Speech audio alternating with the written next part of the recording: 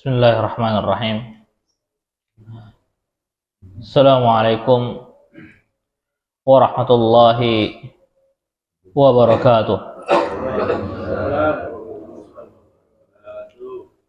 Alhamdulillahirabbil alamin. Wassalatu wassalamu ala asyrafil anbiya wal mursalin. Nabiyyina Muhammad wa ala alihi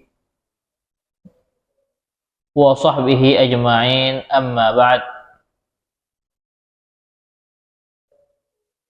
Alhamdulillah,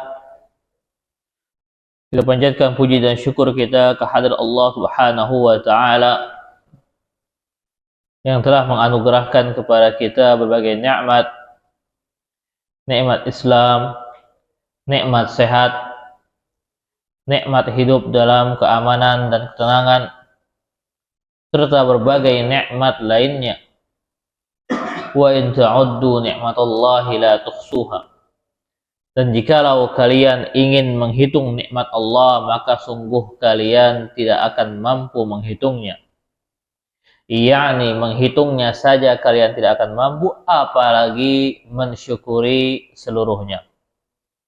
Oleh karena itu kita harus senantiasa menjadi seorang yang bersyukur. Salawat serta salam semoga senantiasa tercurahkan kepada junjungan kita Nabi besar Muhammad SAW. Demikian pula keluarga dan para sahabatnya serta mereka yang senantiasa berupaya mengikuti ajarannya hingga akhir zaman. Kita akan kembali melanjutkan pembacaan terhadap kitab Riyadhus Shalihin, yang mana dalam pertemuan sebelumnya kita telah menyelesaikan bab yang pertama dari Riyadhus Shalihin, yaitu bab al-ikhlas. Setelah beliau menjelaskan atau menyelesaikan bab al-ikhlas, masuk kepada pembahasan berikutnya, yaitu bab at-taubah. Bab terkait taubat. Dan taubat itu, sebagaimana yang akan kita lihat dalam hadis-hadis yang terdapat dalam bab ini, adalah perkara yang penting dan bukan hanya atau tidak pantas diletakkan di akhir. Karena taubat bukan hanya ketika seorang berpikir dia setelah melakukan sebuah dosa.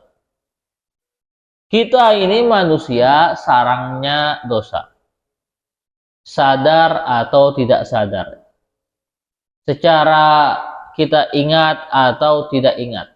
Oleh karena itu tetap dianjurkan bertaubat secara umum. Bahkan ketika kita sedang tidak tahu apa kesalahan kita. Makanya tidak diletakkan di akhir, bukan berarti di akhir baru ia bertaubat, tidak. Melainkan bahkan di awal, menjadikan taubat bagian dari kebiasaan hidupnya. Bukan taubat di akhir hayat, bukan hanya bertaubat di waktu-waktu tertentu, melainkan dijadikan kebiasaan setiap hari ia bertaubat kepada Allah Subhanahu wa taala. Karena ia tidak tahu hari itu ia telah jatuh dalam dosa apa saja. Taubat, bahasa Arabnya diambil dari kata taba yatubu, yang berarti kembali. Maka definisinya secara syariat adalah ar-ruju' min maksiatillahi ta'ala ila ta'atihi.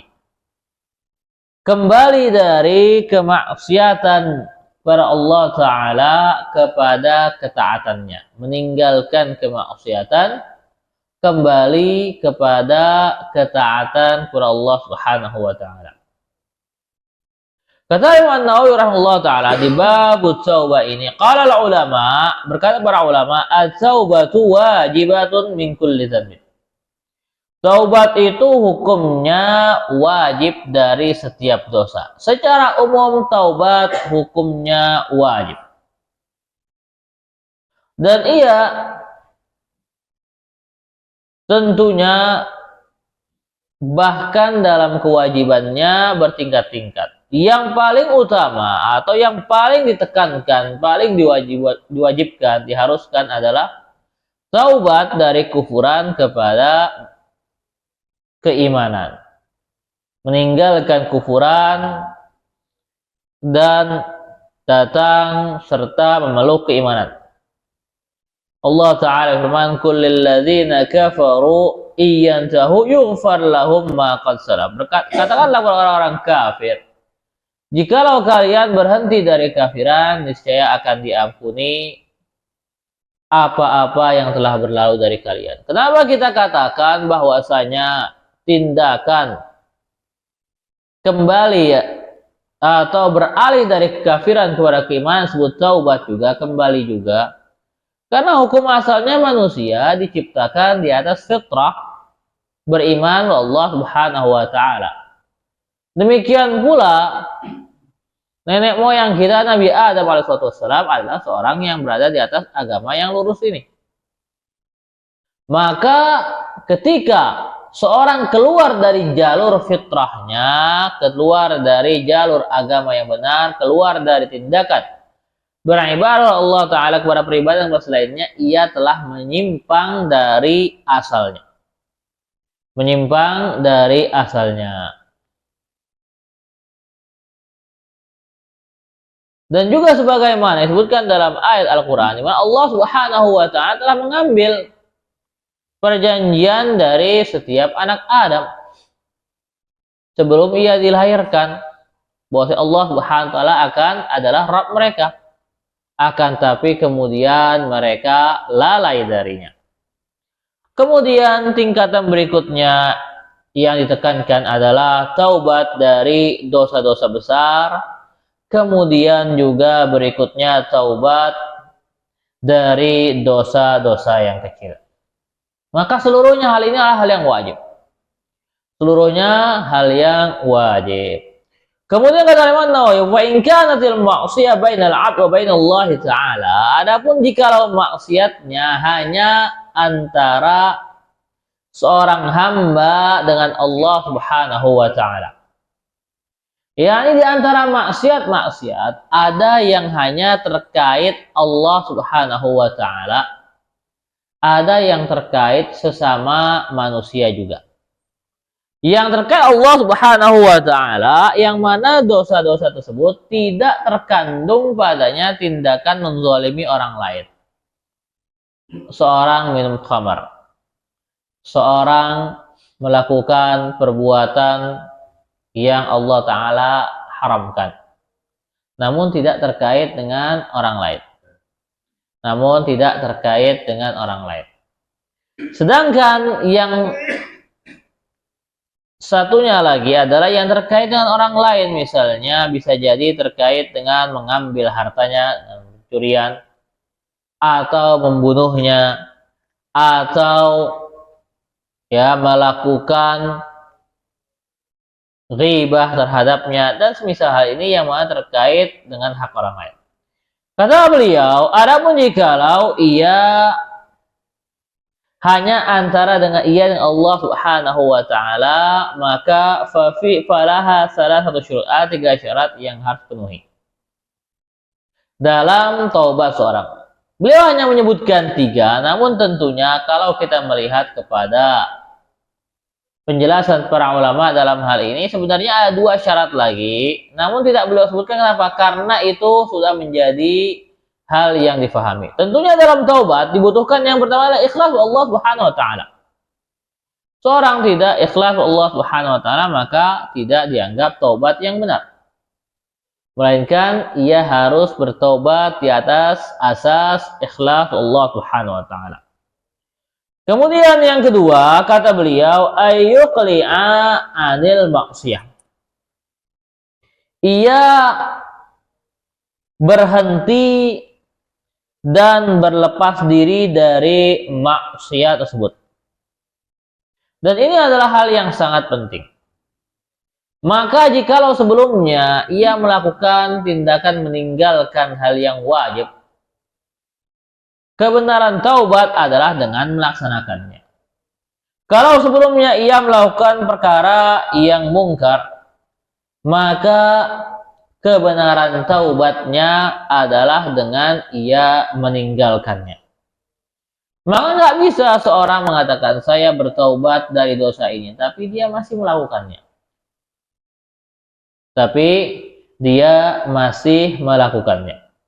Maka ia harus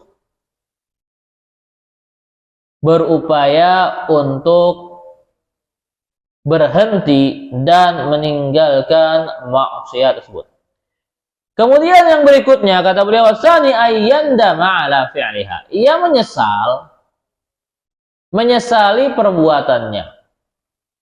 Tidak membiarkan hal tersebut. Tidak merasa enteng saja dengan apa yang telah ia lakukan. Ini menunjukkan kebenaran taubatnya. Ia menyesali perbuatan hal tersebut yang telah ia lakukan. Kemudian yang ketiga, wa ayyazima ayya alla ya'uda ilaiha abada. Dan ia berniat untuk tidak kembali kepada dosa tersebut selama-lamanya. Yani seorang berniat bahwasanya setelah taubat ini saya tidak akan kembali kepada hal tersebut. Adapun kalau ia bertaubat, niatnya ya saya taubat sekarang, besok saya mau melakukan lagi, maka ini bukan taubat yang benar. Bahkan ini adalah tindakan mengolok-olok. Namun perhatikan, yang menjadi atau yang disebut para ulama dalam hal ini apa? Berniat untuk tidak kembali kepadanya selama-lamanya. Bukan kenyataannya ia tidak kembali kepadanya selama-lamanya. Karena manusia ini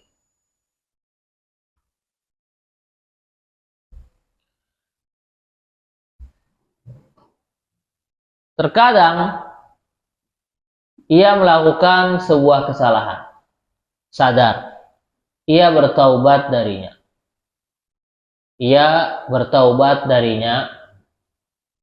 kemudian tanpa atau berlalu waktu terbawa lagi kepada hal tersebut, jatuh lagi, ia taubat lagi.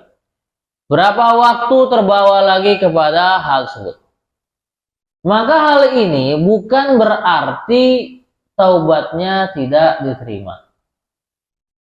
Selama ketika ia bertobat benar-benar berniat tidak akan kembali. Hal ini telah diceritakan oleh Rasulullah SAW. Seorang bertaubat, kemudian kembali lagi, kemudian bertaubat, kemudian kembali lagi. Meskipun setiap taubatnya ia berniat untuk tidak kembali lagi, namun terbawa oleh hawa nafsunya. Maka kalau misalnya seorang di antara kita diuji dengan hal seperti ini, apa yang harus dia lakukan? Apakah ia berhenti dari taubat dan meninggalkannya? Tidak, lakukan tersebut. Lakukan kembali. Meskipun kemudian atau meskipun ia telah berulang kali terjatuh kepada hal tersebut. Namun upayakan setiap waktunya ia untuk benar-benar berupaya menjauhi dari hal tersebut. Dan sungguh Allah Subhanahu wa taala la yamal hatta tamal. Rasulullah tidak akan pernah bosan hingga kalian sendiri yang bosan. Artinya Allah taala nggak akan bosan dengar taubat hambanya. Hari ini dia istighfar, kemudian besok melakukan dosa, kemudian dia istighfar lagi, kemudian besok melakukan dosa. Allah taala nggak akan bosan untuk menghapus dosa-dosanya dengan istighfar tersebut. Dan jangan sampai tindakan kita banyak melakukan dosa atau berulang kali jatuh pada dosa menyebabkan kita putus asa dari rahmat Allah Ta'ala lagi. Ya udahlah, berhenti aja saya. Nggak usah taubat lagi, nggak usah saya istighfar lagi. Toh saya udah nggak bisa apa-apa lagi. Jangan demikian. Allah Ta'ala,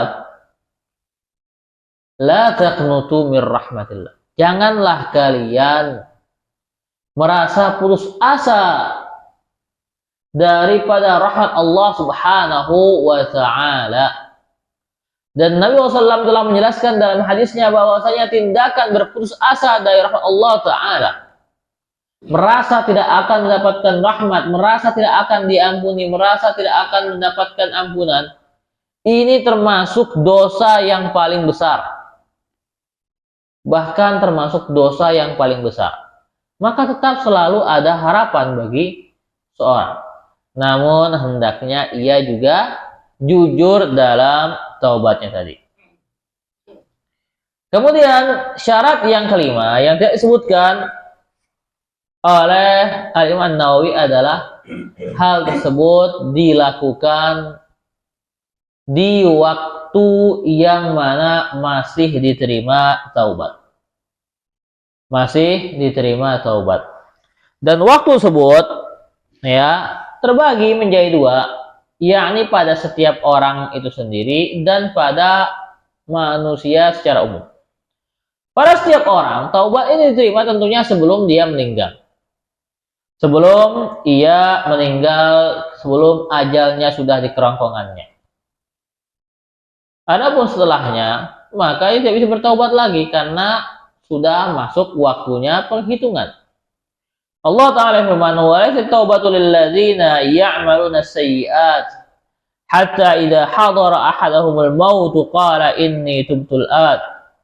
Allah Subhanahu wa taala, dan taubat tidaklah atau bukanlah bagi orang yang melakukan keburukan hingga ketika seorang di antara mereka telah hadir kematian di hadapannya, baru ia berkata, aku bertaubat sekarang. Maka tidak bisa lagi bertaubat ketika itu. Maka tidak bisa lagi bertaubat ketika itu karena sudah habis masanya. Allah Ta'ala beri waktu kita setiap harinya untuk bertaubat. Ia tidak bertaubat ketika sudah dalam keadaan nyawa di kerongkongannya, baru ia ingin bertaubat. Terlambat. Sedangkan secara umum adalah selama belum hari kiamat masih ada zaman taubat. Masih zaman untuk bertaubat. Rasulullah SAW berkata, la tanqati'u taubata hatta aw la tanqati'u taubatu hatta tatlu'a asy-syams min maghribiha, dan tidaklah akan tertutup pintu taubat sampai matahari terbit dari barat. Ketika matahari terbit dari barat, maka sudah selesai waktunya. Kemudian kita lanjutkan kata Al-Imam Nawawi rahimahullah terkait syarat-syarat daripada taubat tersebut. Kata beliau, wa in kanatil ma'siyah tata'allaqu bi adamiyyin fa syurutuha arba'ah. Adapun kalau maksiatnya, perbuatan dosanya terkait dengan seorang anak Adam tadi seperti pencurian, perampokan, pembunuhan, atau tindakan pencela, ghibah, dan semisalnya, maka syaratnya 4, yakni 3 yang ini, hadis salasa, dan yang keempat, wa ayyabra'a min haqqi sahibiha, dan ia melepaskan diri dari hak temannya itu, hak sama manusia tersebut. Fa in kana malan aw nahwahu raddahu ilaih Jikalau hak yang ia ambil sebelumnya adalah harta atau semisalnya, maka dengan dikembalikan. Ia berhutang, nggak pernah mengembalikannya, maka dan mangkir dari hutangnya, maka taubat dengan mengembalikan tersebut. Ia mencuri, maka taubat dengan mengembalikan curiannya. Ia pernah merampok, maka taubat dengan mengembalikan rampokannya. Ini taubat. Nggak bisa jadinya, misalnya seorang makan harta dengan cara yang haram, mencuri, atau merampok, atau korupsi, dan misalnya juga. Kemudian dia bilang, sekarang saya taubat. Dalam keadaan nggak mengembalikan hartanya, hartanya tetap saya simpan. Nggak ada taubat seperti ini. Tidak termasuk taubat seperti ini. Kenapa? Karena ia mengembalikan harta yang telah ia ambil. Baru disebut dengan taubat. Fa in kanat hadda qadhafin, kalau itu had dari qadhaf, qadhaf adalah tindakan melakukan tuduhan zina.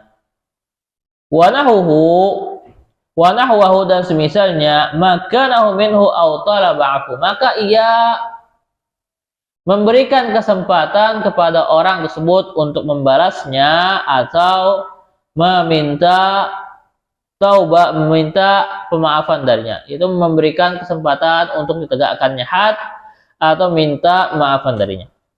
Wa in kanat ghibah, jika ia sebuah bentuk ghibah, ghibah yakni membicarakan orang lain tentang suatu hal yang tidak ia sukai, dan ghibah termasuk dosa yang sangat berbahaya dan besar. Kata Rasulullah SAW, ia adalah seandainya ghibah itu diteteskan kepada lautan, ia akan merusak. Saking buruknya. Dan sekarang banyak dari orang nggak ngerti dengan makna ghibah. Dikira ghibah yang terlarang itu kalau nggak benar. Ketika ia bicarakan keburukan orang lain, ditegur, kamu jangan bicarakan keburukan orang lain. Tapi kan itu benar.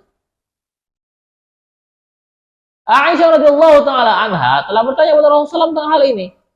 Bagaimana kalau yang aku katakan benar? Maka kata Rasulullah, kalau yang kau katakan benar, maka itulah ghibah. Kalau yang kamu katakan salah, baru kamu melakukan tindakan berdusta dan mengada-adakan atasnya. Jadi bahkan ghibah jika ada suatu hal yang benar, tetap terlarang. Tetap merupakan suatu hal yang terlarang tentunya, kecuali dalam keadaan-keadaan tertentu. Seperti di hadapan hakim, dalam rangka menjelaskan kezaliman, atau dalam rangka menghentikan sebuah kemungkaran, atau orang yang tidak menyembunyikan kemungkarannya. Adapun misalnya seorang menyembunyikan perbuatan yang ia lakukan, dan tidak ada dan tidak bukan dalam tujuan di hadapan hakim, kemudian kita menceritakan keburukan seorang si fulan ini, diam-diam dia ternyata suka minum. Nggak boleh seperti ini. Ini adalah bagian dari ghibah. Ya, nggak bisa dikatakan, tapi kan benar. Nggak. Bahkan kalaupun benar, itu adalah ghibah. Itu adalah ghibah. Maka jika ia pernah menghibahi seorang, taubatnya adalah dengan istahallahu, meminta kehalalan darinya, minta maaf dari hal tersebut. Kemudian kata beliau, atau sebelumnya dalam bahasan hal ini, yaitu meminta maaf, tentunya perlu kita jelaskan tentang perbuatan dosa kita hanya kepada, atau kesalahan kita hanya kepada hakim jikalau itu pada perkara-perkara yang butuh kepada hakim, atau kepada korbannya jikalau ia bisa langsung menghubungi korbannya. Adapun kepada selainnya, maka dosa-dosa disembunyikan. Apalagi dosa-dosa terkait Allah Subhanahu wa ta'ala. Hukum asalnya disembunyikan, tidak boleh ditampakkan. Bahkan Rasulullah mengancam, kullu ummati mu'afa illal mujahirin. Setiap umatku itu dimaafkan kecuali al-mujahirin, orang yang menampakkan dosanya. Sekarang sebagian orang justru dengan pede menceritakan dosanya. Alasannya apa? Enggak munafik. Salah. Ini justru ada suatu hal yang sangat dicela untuk menampakkan dosanya.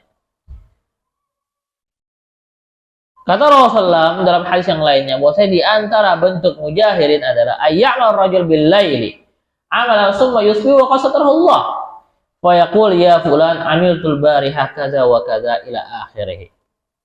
Di antara bentuk mujaharah adalah ketika seorang melakukan suatu hal di malam hari dari dosa. Pagi hari Allah Ta'ala sudah tutupi dari manusia, Allah Ta'ala tidak sebutkan, Allah Ta'ala tutupi dari orang-orang, kemudian ia menceritakan kepada orang, dari malam saya melakukan demikian dan demikian. Ini adalah bentuk mujaharah yang sangat terlarang.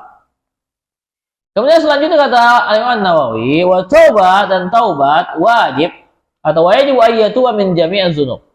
dan wajib untuk bertaubat dari seluruh dosa. Fa in taba min ba'diha sahhat taubatuhu. Jikalau ia bertaubat dari sebagiannya, maka sah taubatnya inda ahlil haq min dzalika dzamb, dari dosa tersebut. Yani misalnya ia terjatuh dalam dosa riba, ia minum khamar juga. Ia taubat dari minum khamar aja, maka diterima taubatnya dalam hal tersebut. Tentunya ada perselisihan para ulama dalam hal ini.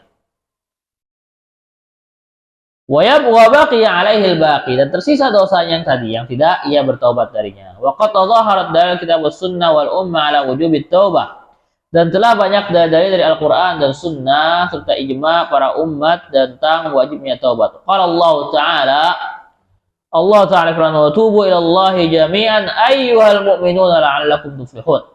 Dan bertaubatlah kalian wa Allah Subhanahu wa taala seluruhnya, wahai orang-orang yang beriman, agar kalian beruntung. Qala ta'ala firman, wa anistaghfiru rabbakum tsumma tubu ilaihi, dan agar kalian istighfar kepada Rabb kalian dan bertaubat kepadanya. Wa qala ta'ala firman, ya ayyuhalladzina amanu tubu ilallahi taubatan nasuha. Wahai orang-orang beriman, taubatlah kalian Allah Ta'ala dengan taubat yang sebenar-benarnya.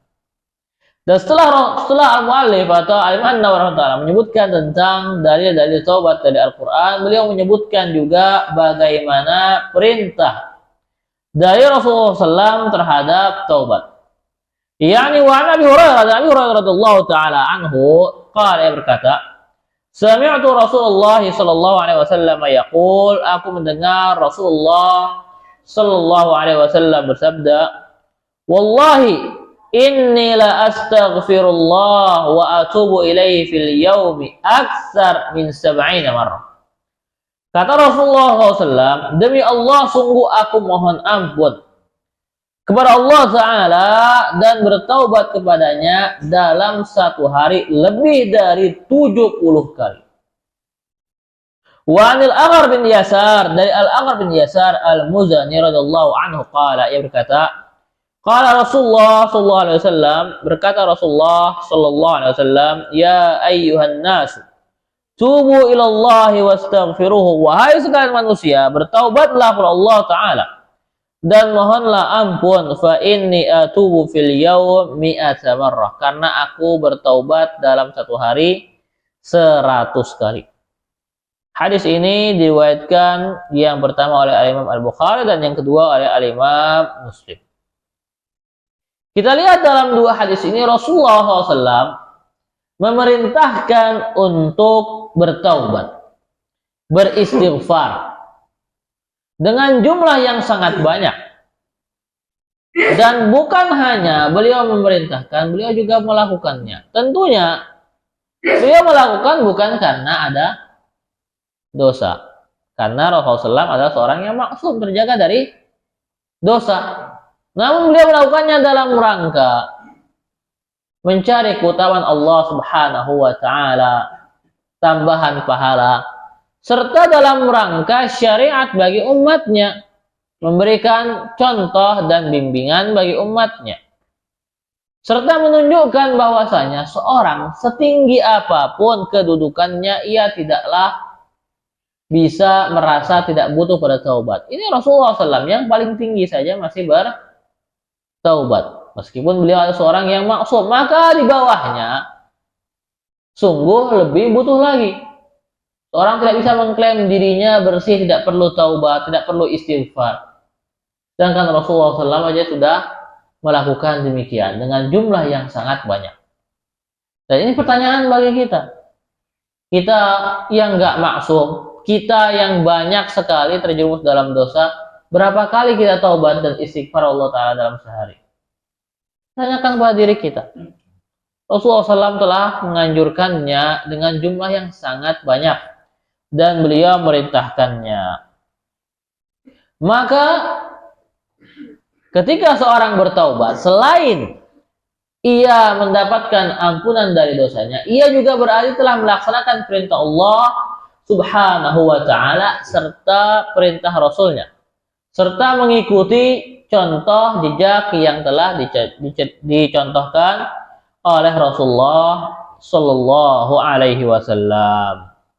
Maka taubat bukan hanya ketika kita menyadari adanya dosa, melainkan bahkan ketika kita tidak tahu apa kita berdosa atau tidak, tetaplah kita bertaubat agar Allah Subhanahu wa taala menghapuskan dari kita dosa yang kita sadari ataupun yang tidak kita sadari. Insyaallah ini penjelasan untuk kali ini. Wallahu taala a'lam.